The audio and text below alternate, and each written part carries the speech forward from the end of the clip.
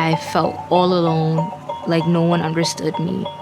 I felt like people were trying to kill me. I got in my mom's car and decided I was gonna drive away and never come back.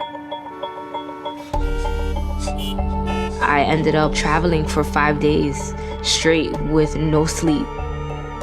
I kept driving around in circles, and I kept passing this sign that said, "Amazing things are happening here." I was so scared. I got to the point where I just kind of lost it.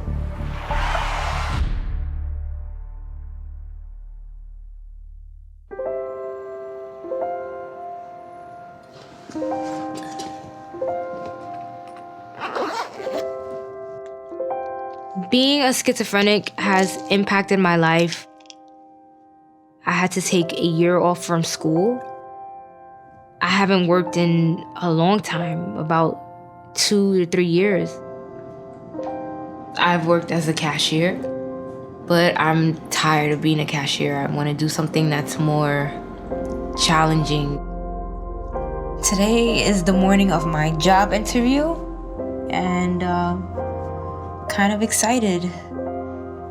In the past, I've exposed myself as having schizophrenia on interviews, and they got really turned off by that.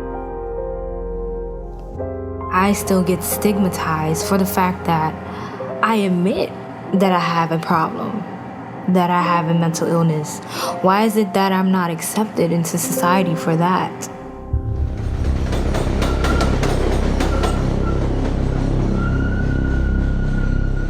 My first psychosis episode, I remember I was at home, I was 21.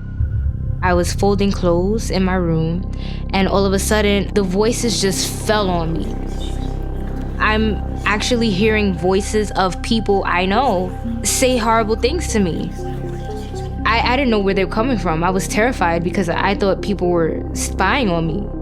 We got in the car, and even in the car, we were experiencing, "Oh my God, Mom, do you hear it? Do you hear it? Do you hear him talking to me?" It's really hard to separate what's real and what's not. Over the course of 2 years, I was hospitalized 4 times. I could have ended up dead, but luckily, my parents took me to the New York Presbyterian Hospital.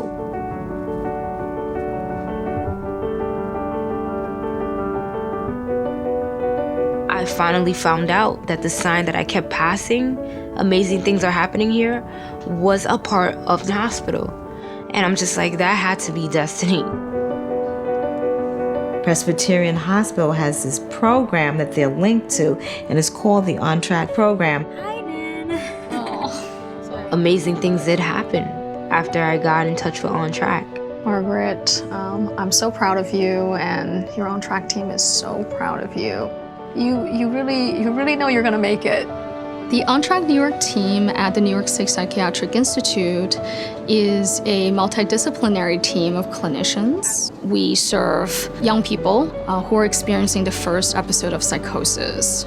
Margaret and I meet about once every 3 weeks or so, and we go over her medications, and we talk about side effects that she's having. We talk about concerns that she's having.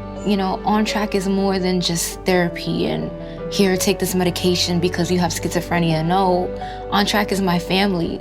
Such a big part of our work is building that therapeutic relationship with our young people. You're working with clinicians who care so much about you and really addresses these specific developmentally appropriate issues, right? Like school, like how to get a job. So I know that you have a big interview coming up today. One of the things to think about in terms of going into this interview is where you see yourself in 5 years and how you think this potential job will help you get there. I could see myself having my own law firm. Mm-hmm. I am trying to help people. That is my main purpose and my main goal. And standing up for mental health issues is something that very few people are doing at this point in time. Hello, world. Do you feel me? 'Cause I feel you. Oh man, I messed that up. I'm recording a YouTube video for the BAPS movement. Okay. BAPS is the movement of me following my dreams and telling my story. Accept me and love me for being honest. BAPS is BAPS, which stands for being a paranoid schizophrenic. And it also subs for blessed and pursuing success. I get to express myself and tell my story of how schizophrenia affected my life. Being diagnosed almost took me off of the path of going back to school, completing college, finding a job, a good job. Good afternoon, Ms. Oaks. How are you doing? Please have a seat. Okay. Well, tell me a little bit about yourself. I picked the criminal justice field because I'm really interested in working for the greater good and to help people who are less fortunate about it. Today, Margaret is truly living her life to the fullest. There's no limits. There's no limits, only forward from here. Well, it was nice meeting you, Margaret. You as well, We'll be in Cecilia. touch. Thank you so Thank much. Here we are, almost 2 years. Yeah, right? Believe it. It feels like it's been more than 2 years since I know you. I will be very sad because you're graduating from On Track, you know? me too. And I'm so happy that you finally see yourself the way I see you.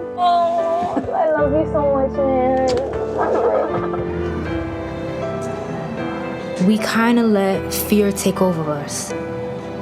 But you have to learn how to overcome that fear. You just have to show this illness that you're better than that. You just gotta be a better you.